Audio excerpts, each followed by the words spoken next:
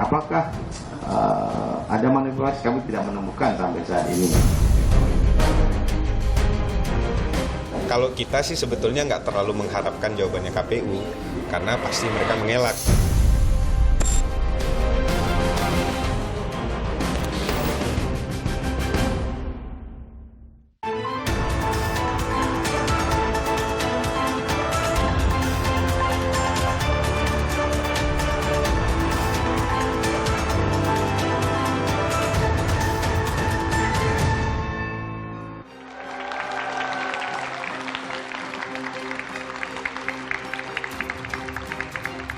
Selamat malam. Proses verifikasi partai politik masih menuai polemik. Dugaan kecurangan dan manipulasi data terus mengemuka. Komisi Pemilihan Umum Republik Indonesia diduga main mata dalam proses verifikasi ini. Sejumlah partai yang merasa dirugikan pun melawan. Dugaan intervensi Komisi Pemilihan Umum Republik Indonesia juga sempat mewarnai proses verifikasi. Pertanyaannya, benarkah ada manipulasi data dan intervensi dalam proses verifikasi partai politik? Bagaimana sebenarnya juga mekanisme pengawasan salah satu tahapan pemilu 2024? Untuk membahasnya, kita sudah mengundang sejumlah narasumber. Yang pertama saya akan terlebih dahulu memperkenalkan dari sisi sebelah kanan, ada Bapak Puadi, Komisioner Bawaslu. Ada juga Pak Putra Adi Suryo, fungsionaris Partai Gelora. Selamat malam. Saya juga akan memperkenalkan di sisi sebelah kiri saya ada Pak Agus Jabo Priyono, Ketua Umum Partai Rakyat Adil Makmur. Dan yang terakhir ada Mas Kurnia Ramadana, aktivis Koalisi Kawal Pemilu Bersih. Di studio Menara Kompas kami juga mengundang ada teman-teman dari mahasiswa. Yang pertama ada Universitas Indonesia, UIN Jakarta, PKJ, dan UPN Veteran Jakarta.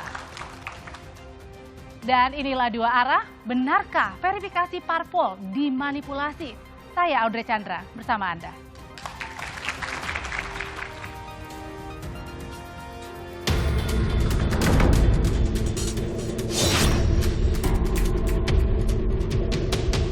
KPU akhirnya menetapkan 17 parpol nasional dan 6 partai lokal Aceh lolos menjadi peserta pemilu 2024. Nah, ironisnya muncul dugaan kecurangan pada proses verifikasi faktual parpol yang dilakukan oleh badan penyelenggara pemilu itu sendiri. Waduh. Sementara itu peneliti Indonesian Corruption Watch, Kurnia Ramadana, yang juga tergabung dalam koalisi masyarakat sipil, mengatakan bahwa praktik kecurangan ini dilakukan melalui Sekjen KPU Pusat yang memerintahkan Sekretaris Provinsi untuk mengubah status verifikasi yang awalnya tidak memenuhi syarat menjadi memenuhi syarat. Kabarnya, Sekretaris Jenderal sempat berkomunikasi melalui video call lagi untuk menginstruksikan secara langsung disertai dengan ancaman mutasi bagi pegawai yang menolak. Yang anehnya, Bawaslu menyatakan tidak menemukan dugaan manipulasi, namun menemukan dugaan pelanggaran administrasi pada proses verifikasi parpol. Nah, terkait hal ini, Bawaslu menyatakan sudah mengeluarkan rekomendasi nih, mulai dari teguran hingga surat kepada KPU. Namun apa yang kemudian, apakah ada manipulasi? Kami tidak menemukan sampai saat ini. Kenapa? Karena proses-proses dan perbaikan telah dilakukan. Sepertinya datanya masih belum terlalu kuat untuk kemudian kita lakukan penelitian. Tapi kalau misalnya ini semakin menguat, tentu kita akan melakukan penggalian informasi. Nah, berbeda tanggapannya. Menanggapi persoalan ini, Ketua KPU RI Hashim Asyari membantah adanya pengubahan data pada sipol. Hashim mengatakan, kalau diubah di sipol pasti akan ketahuan. Seharusnya yang dicek adalah berita acaranya. Kalau berita acaranya masih TMS atau masih BMS, namun di sipolnya MS, ya pasti jadi masalah. Sementara itu, Wakil Ketua Umum Partai Gelora Fahri Hamzah ikut merespon tuduhan ini. Dia mengatakan sebaiknya ditanya kepada KPU, Bawaslu, dan sistem terpasang dalam penyelenggaraan pemilu. Karena menurutnya, merekalah yang secara sistemik melakukan evaluasi dan pemantauan terhadap seluruh penyelenggaraan dari pusat sampai daerah. Apa sih yang sebenarnya terjadi? Benarkah terjadi kecurangan? Bahkan sejak dari awal proses persiapan pemilu 2024?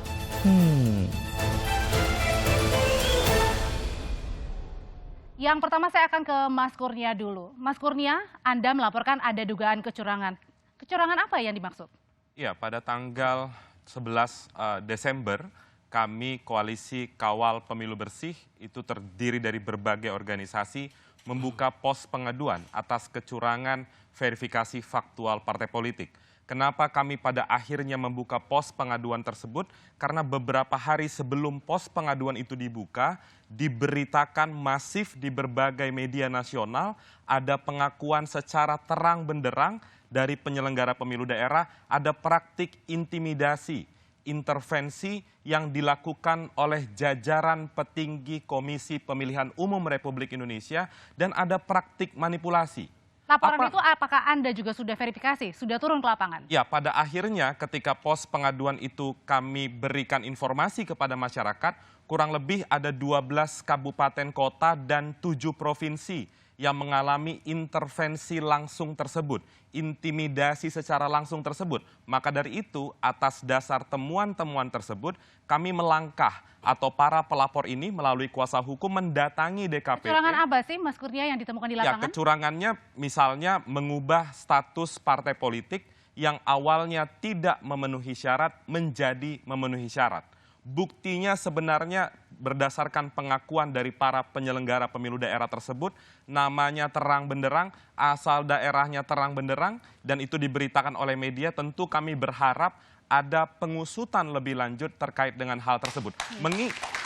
Mengingat ini masih tahapan awal proses pemilu jelang 2024. Tentu kita tidak menginginkan pemilu ini jauh dari nilai Ada integritas. laporan, ada juga kemudian diberitakan di media massa. Tanggapannya, Bawaslu Pak Puadi. Ya, buat kami Bawaslu tetap berkomitmen pada tahap pendaftaran verifikasi. Kita lihat memastikan bahwa setiap tahapan penyelenggaraan itu berjalan dengan lancar. Mulai dari tahapan pendaftaran, kemudian tahapan verifikasi administrasi, kemudian juga verifikasi faktual, dan sampai ke penetapan partai politik menjadi peserta pemilu pada 14 Desember 2022. Hal yang sudah dilakukan oleh Bawaslu mulai dari tahap pendaftaran, ada 18 laporan pasca penutupan pendaftaran partai politik. Dari 18, kemudian di 9 masuk di sidang pendahuluan dihentikan, kemudian ada 9 partai Artinya politik. datanya tidak kuat nih untuk memenuhi unsur curang. 9 partai politik itu memang tidak memenuhi syarat material dalam pelanggaran administrasi. Nah, 9 partai politik masuk dalam mekanisme pelanggaran administrasi, kemudian kita lakukan proses sidang adjudikasi, maka hasilnya adalah diduga bahwa putusannya bahwa tidak bisa dibuktikan bahwa KPU melakukan pelanggaran administrasi. Itu di tahap pendaftaran. Oke, tapi pertanyaannya Pak Puadi, ini beredar di media sosial, ada video pengakuan atau unsur intimidasi KPU pusat ke KPU di daerah. Ya, kita harus bisa melihat di Bawaslu itu mengenal istilah ada 2 pintu, satu pintu temuan, kemudian pintu laporan. Temuan adalah pengawasan aktif pengawas pemilu. Kalau laporan masyarakat melaporkan. Kami berharap teman-teman yang kemudian ada Mas Kurnia, bisa juga lembaganya itu ketika ada laporan yang diduga adanya pelanggaran yang kaitannya dengan tahapan tersebut bisa dilaporkan ke Bawaslu. Sehingga Bawaslu akan bisa melihat dan akan bisa memeriksa dan kemudian mempelajari apakah ada dugaan atau tidak. Nanti kita akan lihat dari peristiwa hukumnya sampai kemudian jenis kelaminnya apakah nanti masuk di pelanggaran etik atau masuk di pelanggaran administrasi atau masuk di dugaan pelanggaran pidana sebagaimana diatur di ketentuan 518 Undang-Undang 7 2017. Nah, sepanjang itu laporan itu misalkan masuk kita pelajari masuk di materialnya atau juga memenuhi ketersyaratan polimaterial, maka kita akan proses gitu. Oke, tapi sejauh ini belum diproses lebih panjang ya, lebih jauh lagi. Kita tunggu-tunggu, belum ada laporan ini, Mbak. Ditunggu-tunggu belum ada laporannya. Pak Agus, kalau dari tahapan demi tahapan verifikasi dari partai Anda sendiri, benarkah ada main mata, ada curang? Jadi begini, tentu kita bersepakat bahwa demokrasi kita harus dibangun berkualitas. Dibangun secara terbuka, dibangun secara adil, dibangun untuk mensejahterakan dan membahagiakan seluruh rakyat Indonesia. Nah, tentunya untuk membangun demokrasi yang berkualitas tersebut, ya, itu syaratnya adalah partisipasi politik rakyat harus dipermudah. Dipermudah dalam hal apa? Dalam hal undang-undang, dalam hal pelaksanaan proses partisipasi. Yang tidak mudahnya? Yang tidak dipermudah? Ternyata untuk berpolitik dan ikut pemilu di Indonesia itu berat sekali. Beratnya? Berat sekali. Misalnya kan begini, kita untuk memiliki badan hukum itu harus memiliki syarat kepengurusan itu di 75 provinsi, di 50 kabupaten kota, di 25% kecamatan. Itu kan syaratnya ya Pak itu ya? syarat di Kumham, belum di KPU. Tapi kalau itu syaratnya. Ya. Nah, tapi kalau indikasi kecurangannya, Anda dan tim temukan. Saya akan mengatakan begini, bahwa ya dalam sistem politik aja sangat berat untuk berpartai, untuk ikut pemilu gitu loh. Nah, dalam sistemnya sudah berat, dalam proses pelaksanaannya sangat berat. Sangat-sangat berat. Misalkan begini, kita berbicara tentang pelaksanaan teknis ya yang dilakukan oleh KPU dengan sistem yang diperlakukan oleh KPU, misalkan Sipol. Bayangkan untuk bisa kita ikut pemilu itu harus kemudian kita memasukkan data-data ke Sipol. Jadi intinya ada temuan kecurangan? Sebentar, data-data ke Sipol ya, data-data ke Sipol. Nah, di Sipol sendiri itu banyak persoalan. Misalnya kita waktu input itu sudah 100%, pada waktu kemudian kita cek berikutnya di KPU, data kita tinggal 97,0%. Itu yang lain kemana gitu. Itu baru satu contoh saja. Belum contoh-contoh lain yang itu banyak sekali. Baik, benarkah suara yang sama juga ditemukan di Partai Gelora? Pertama saya mau mengapresiasi dulu temuan dari teman-teman koalisi masyarakat sipil bahwa tentu kita semua bersepakat untuk mengawal proses pemilu yang bersih dan berkualitas.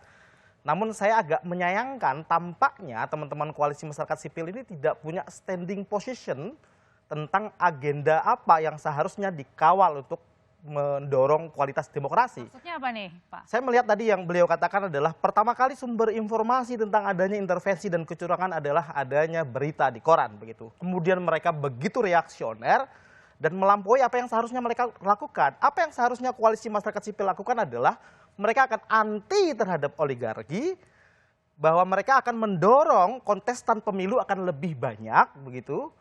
Malah yang mereka lakukan hari ini adalah menyerang penyelenggara pemilu atas berhasilnya begitu banyak partai baru menjadi kontestan politik.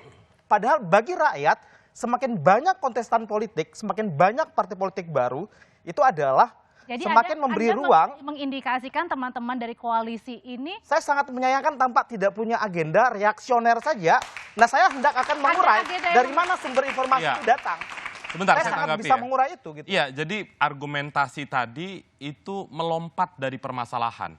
Yang kami persoalkan bukan banyaknya partai politik, itu urusan lain. Tapi proses mengawal proses pemilu 2024, kita tidak hanya berbicara soal berapa banyak partai politik yang lolos, tapi aspek penyelenggaraan pemilu itu harus clear. Bukan hanya penyelenggaraannya, tapi penyelenggaranya juga harus bebas dari intervensi, tidak melakukan pelanggaran.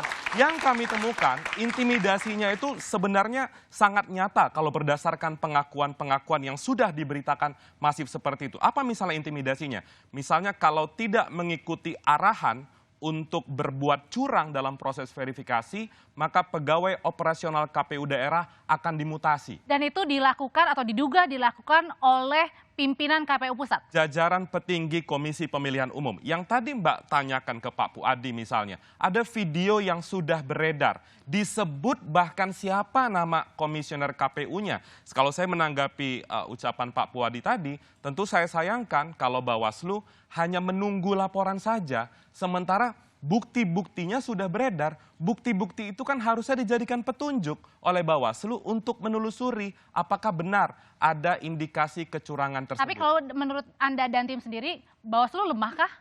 Ya, karena kemarin kita mendengar pernyataan dari Ketua Bawaslu mengatakan tidak ada kecurangan dalam Tidak proses ada verifikasi yang kuat partai juga ya? politik. Iya, memang nanti akan Baik. dijawab Karena pasti memang tidak ada. Baik, saya Salah kira paham saya aja. Iya, sebentar, saya belum selesai Teman-teman tadi salah paham, menjelaskan. nggak paham aturan dan undang-undangnya. Kami yang mengalami proses dari awal di verifikasi itu. Apa undang-undangnya? Coba Contoh semisal, Oke. apakah bisa dikatakan, saya begini, saya susah menalar jika teman-teman mengasumsikan ada intervensi dari KPU pusat kepada KPU daerah yang kami sendiri mengalami proses dari awal. Semisal bahwa ketika Fermin, ada banyak anggota yang kita upload, ini Bang Jabu paham sekali, itu di daerah-daerah terpencil yang kemudian agak kabur dan lain sebagainya, itu di TMS-kan oleh KPU di daerah. Kita komunikasikan hal itu, tetap di TMS-kan. Yang kedua, ada standar waktu bekerjanya KPU daerah di dalam melakukan Fermin. Ada begitu banyak, semisal kami ada 300.000 anggota yang kita upload, dia harus selesaikan dalam waktu 3 hari. Yang mampu mereka verifikasi hanya 1.000 orang. Permasalahannya yang lainnya sebentar. yang kita lainnya persoalkan, TMS yang kita persoalkan KPU-nya. Bentar. Yang kita persoalkan KPU, kenapa Anda menceritakan soal partai Anda? Yang saya ceritakan soal intervensi kepada KPU. Ya memang harus diintervensi. Mana Maka undang-undang yang kan Anda punya bilang narah saya hubung salah di KPU, tadi? Bung. Sebentar. Ya. Kami punya narah hubung di KPU. Bagi saya ini adalah karena ketidakutuhan pemahaman penyelenggara pemilu dari pusat ke daerah di dalam memahami aturan. Jadi kalau Semisal- menurut Pak Suryo sendiri bahwa aturan di KPU dan berjalannya proses verifikasi ini aman-aman aja kok, nggak ada yang curang. Nggak ada yang curang, karena semisal di mana proses bahwa ada, saya tidak mengatakan intervensi ya, karena yang saya temukan langsung semisalnya itu sebenarnya dilakukan audit atau yang Ya, namanya audit Sipol. Kita simpel aja. Kami Baik, meminta Bapak-Bapak. tanggal 7 November 2022 audit Sipol. Apa yang terjadi di Bung, dalam Sipol? Baik, KPU sebentar, daerah tahan dulu Bapak-Bapak men-TMS-kan diskusinya dan orang debatnya. yang tidak dia Fermin karena waktunya habis. Baik, sebentar. Kemudian kita lapor ke Waktunya KPU kita pusat, akan KPU rehat pusat sejenak kemudian karena melakukan pertanyaan audit terhadap selanjutnya adalah Partai Gelora ini mengaku bahwa tidak ada kecurangan. Tapi pertanyaannya, ada juga indikasi lolosnya Partai Gelora karena adanya indikasi kecurangan di dalamnya. Kita akan ulas usai jeda berikut ini.